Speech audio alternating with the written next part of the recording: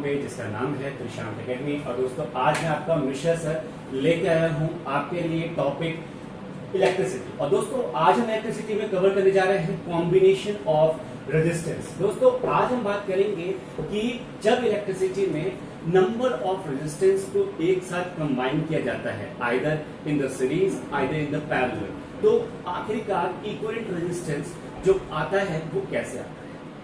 उससे पहले भी मैं आपसे ये डिस्कस करना चाहता हूं कि इसकी जरूरत कैसे पड़ेगी, क्यों हम कॉम्बिनेशन ऑफ रेजिस्टेंस का यूज करते हैं। देखिए होता क्या है कि जो इलेक्ट्रिकल सर्किट होते हैं हमारे, उसमें आप जानते हैं कि नंबर ऑफ कंपोनेंट्स लगे होते हैं, जो कि मैंने आपको इंट्रोडक्शन पार्ट में ऑलरेडी कवर करा चुका है ना। तो उस पार्ट में आपको बताया है कि किसी भी सर्किट में हमारे पास क्या होता है, एक पावर सोर्स होती है जहां से एक मतलब बैटरी कहिए या सेल कहिए, जहां से हमें एक एनर्जी सोर्स मिलती है, एक इलेक्ट्रिसिटी का सोर्स होता है, ठीक है। साथ ही साथ हमारे पास कंपोनेंट होते हैं, जैसे कि वायर होता है जो कि कनेक्टिंग वायर है, जो कि उस पर्टिकुलर कंपोनेंट तक मतलब उस पावर का यूज करने वाला है, either in the form of heat either in the form of light, है ना। तो जैसे आपका बल्ब हो गया वो लाइट के फॉर्म में है, आपका हीट जैसे कि माइक्रोवेव हो गया वो हीट करता है, वो हीट के फॉर्म में एनर्जी को यूज कर रहा है। तो उसके उनके और सोर्स के बीच का क्या एक कनेक्शन है, वो है कनेक्टिंग वायर। तो तीन चार कंपोनेंट तो ऐसे हो गए दोस्तों। अब डिपेंड करता है कि पर्टिकुलर सोर्स से कितना हमारे पास इलेक्ट्रिकल एनर्जी आ रही है और उस पर्टिकुलर कंपोनेंट को कितनी एनर्जी चाहिए। इन दोनों को बैलेंस करने के लिए हमारे पास आता है रेजिस्टेंस। रेजिस्टेंस क्या वर्क करता है, resistance play important role, crucial role in the electrical circuit. How it resist the flow of current, मतलब कि हमें अगर 5 ओम का हमने रेजिस्टेंस लगा दिया है तो उसके हिसाब से वो उतनी करंट को रेजिस्ट करेगा और जितनी करंट चाहिए उतनी करंट को पास करेगा। ये सारी चीजें मैंने ऑलरेडी आपको कवर करा दी। आज हम बात करने जा रहे हैं बेसिकली कि कॉम्बिनेशन ऑफ रेजिस्टेंस। हमारे पास बेसिकली दो कॉम्बिनेशन होते हैं, एक होता है सीरीज कॉम्बिनेशन और एक होता है कॉम्बिनेशन और एक होता है पैरेलल कॉम्बिनेशन।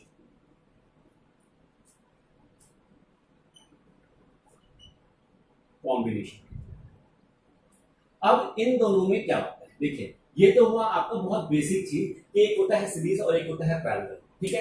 अब एक होता है मिक्स, जो आप हायर स्टैंडर्ड में इंजीनियरिंग में पढ़ेंगे, जहां पे जंक्शन बनते हैं, पैरेलल और सीरीज दोनों का कंबाइंड रेशियो बनता है। लेकिन हमारा ओवरऑल मकसद यही होता है, either in the series either in the parallel या either in the mix combination में, कि हमें इक्विवेलेंट रेजिस्टेंस कैलकुलेट करना आना चाहिए। अब ये क्यों होता है, देखिए जब हमारा जो नंबर ऑफ रेजिस्टेंस हमने सर्किट में लगा रखे हैं, अगर हमको इक्विवेलेंट रेजिस्टेंस नहीं पता चलेगा तो हम ओवरऑल सर्किट में रेजिस्टेंस नहीं फाइंड आउट कर पाएंगे। तो आखिरकार हमें क्या जरूरत हुई कॉम्बिनेशन ऑफ रेजिस्टेंस की। तो कॉम्बिनेशन ऑफ रेजिस्टेंस की जो इंपॉर्टेंस है वो यही से स्टार्ट होती है कि जब हमें किसी पर्टिकुलर सर्किट में करंट की अमाउंट को, जो मतलब वोल्टेज की जो अमाउंट है, करंट की अमाउंट है, उसको हमें रेजिस्ट करना है, हमें कंट्रोल करना है, तो हमें नंबर ऑफ कॉम्बिनेशंस का यूज करना पड़ता है, ठीक है। यहां तक बात समझ में आई। अब देखिए, अब आज हम कवर करने जाएंगे सीरीज और पैरेलल। देखिए आखिरकार सीरीज कॉम्बिनेशन और पैरेलल कॉम्बिनेशन में डिफरेंस क्या होता है। जब हमारा रेजिस्टेंस का, ध्यान से देखिएगा, जब हमारा रेजिस्टेंस का एक रेजिस्टेंस, ये रेजिस्टेंस है ना, ये इसको बोले मैंने R1, इसका ये स्टार्टिंग पॉइंट है, इसका ये एंडिंग पॉइंट है। जब एक का एंडिंग पॉइंट दूसरे रेजिस्टेंस के, देखिए दूसरा रेजिस्टेंस है, दूसरे रेजिस्टेंस के स्टार्टिंग पॉइंट से ज्वाइंट हो जाए, एक का एंडिंग पॉइंट दूसरे के स्टार्टिंग पॉइंट से ज्वाइंट हो जाए, तो उसे उस टाइप ऑफ कॉम्बिनेशन को क्या कहते हैं, सीरीज कॉम्बिनेशन। तो ये R1 हुआ, ये R2 हुआ। अब पैरेलल कॉम्बिनेशन में क्या होगा कि एक ये रेजिस्टेंस है, दूसरा रेजिस्टेंस ये है, इसी का स्टार्टिंग पॉइंट इसी के स्टार्टिंग पॉइंट से जुड़ रहा है, इसी का एंडिंग पॉइंट इसी के एंडिंग पॉइंट से जुड़ रहा है, और एक कनेक्टिंग वायर हमने ऐसे लगा दिया। ये हो गया हमारे पास पैरेलल कॉम्बिनेशन, ये हो गया R1 और ये हो गया R2। अब इसके फॉर्मूले, इक्विवेलेंट रेजिस्टेंस का फॉर्मूला।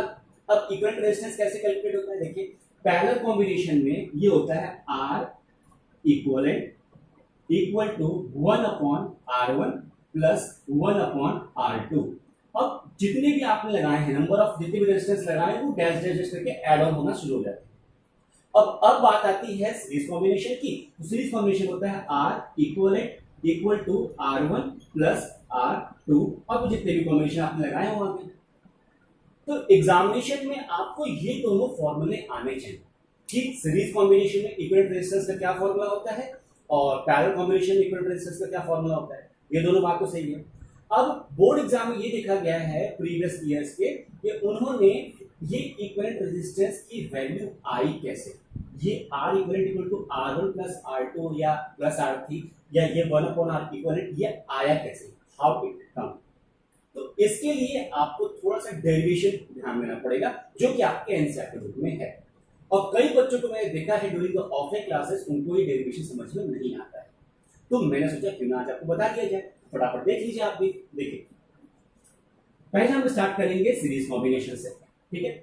वो देखिए होता क्या है कि जब भी हमारा एक सर्किट डायग्राम होता है उसमें हमारे पास नंबर ऑफ रेजिस्टेंस लगे होते हैं। ये देखिए लगा दिया हमने रेजिस्टेंस, यहाँ पे करंट सोर्स है, यहाँ पे एक बैटरी है और यहाँ पे प्लग है, प्लग की है ना, ये ऐसे करके और ये ऐसे, ये प्लस ये माइनस, ये R1 और ये R2, यहाँ से करंट जा रहा है। अब आप खुद ही बताइए कि अगर मेरा एक रेजिस्टेंस यहाँ से यहाँ है और यहाँ से यहाँ है, तो इनमें जो करंट फ्लो करेगा वो डिफरेंट होगा या सेम होगा, आप बताइए। सेम होगा ना।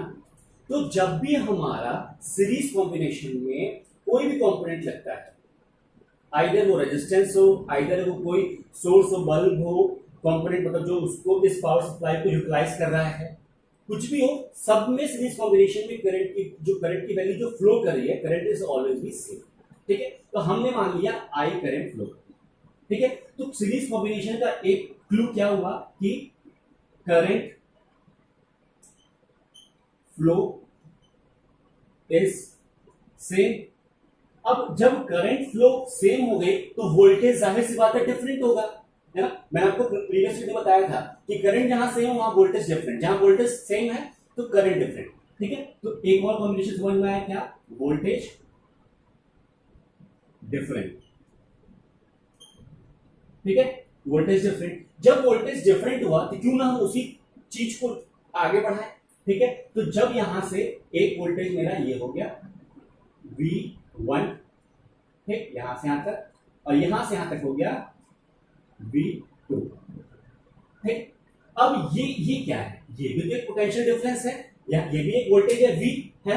जब ये एक वोल्टेज है V का, तो क्यों ये वोल्टेज V है तो क्यों ना हम इसको लेके चले V इक्वल टू दोनों के वोल्टेज का प्लस V1 प्लस V2, क्योंकि ये दोनों डिफरेंट है, करंट की वैल्यू तो सेम है, इसमें भी करंट आई फ्लो कर रहा है, इसमें करंट आई फ्लो कर रहा है, उसको हम कुछ नहीं कर सकते। लेकिन वोल्टेज, टोटल वोल्टेज कितना होगा, इस वोल्टेज का और इस वोल्टेज का प्लस, यही है इक्विवेलेंट वोल्टेज, है ना। जब ये इक्विवेलेंट वोल्टेज है तो अब बाय ओम्स लॉ हम ये जानते हैं, ओम्स लॉ ये हम जानते हैं क्या होता है, V equal to I R. ये हमने ओम्स लॉ से अकॉर्डिंग पता चल गया, इसकी डेरिवेशन मैंने आपको बताई थी, पूरी फुल क्लास की थी इसकी, है ना, यहां से। तो अब मैं इसकी वैल्यू को यहां पे सब्स्टिट्यूट करूंगा, देखिए ये हो गया आई तो सेम है, ठीक है, R इक्विवेलेंट और R1 प्लस R2, ठीक है। ये इधर इसमें भी ओम्स लॉ होगा, इसमें भी ओम्स लॉ होगा, इसी के अकॉर्डिंग। तो यहाँ V1 R1 है तो I1 R1, यहाँ V2 है तो I R2, ठीक है। अब यहाँ भी I, यहाँ I, सब में I कॉमन है, तो क्यों ना हम यहाँ पे I इक्विवेलेंट और I कॉमन लेंगे, R1 प्लस R2 यहाँ पे। अब देखिए क्या होगा कि यहाँ भी I सेम है, यहाँ भी I सेम है, हमने कट कर दिया उसको, ठीक है।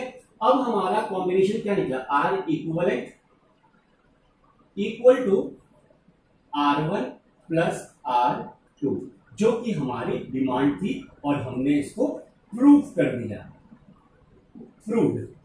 हमने इसको प्रूव कर दिया। तो आपने ये देखा ना कि कैसे हमने ओम्स लॉ का यूज करके हमने सीरीज कॉम्बिनेशन को एक एग्जैक्टली एक सेम पैटर्न दे दिया है। तो उस सेम पैटर्न में आपने देखा कि कैसे हम करंट की वैल्यू सेम है तो हम इक्विवेलेंट रेजिस्टेंस की वैल्यू कैलकुलेट कर सकते हैं। तो आपकी बुक में एनसीईआरटी बुक लीजिए या आप कोई भी रेफरेंस बुक ले लीजिए, उसमें जब आपको आप न्यूमेरिकल देखेंगे तो न्यूमेरिकल में आप ये देखेंगे कि न्यूमेरिकल दो तरीके से पूछेंगे। पहला पूछेगा कि नंबर ऑफ रेजिस्टेंस दे दिया है, आपको इक्विवेलेंट रेजिस्टेंस फाइंड आउट करना है, पहला टाइप। दूसरा टाइप ये पूछेगा कि अब आपको ये इक्विवेलेंट रेजिस्टेंस है, सीरीज करेक्शन में आप करिए तो R1 और R2 की वैल्यू क्या।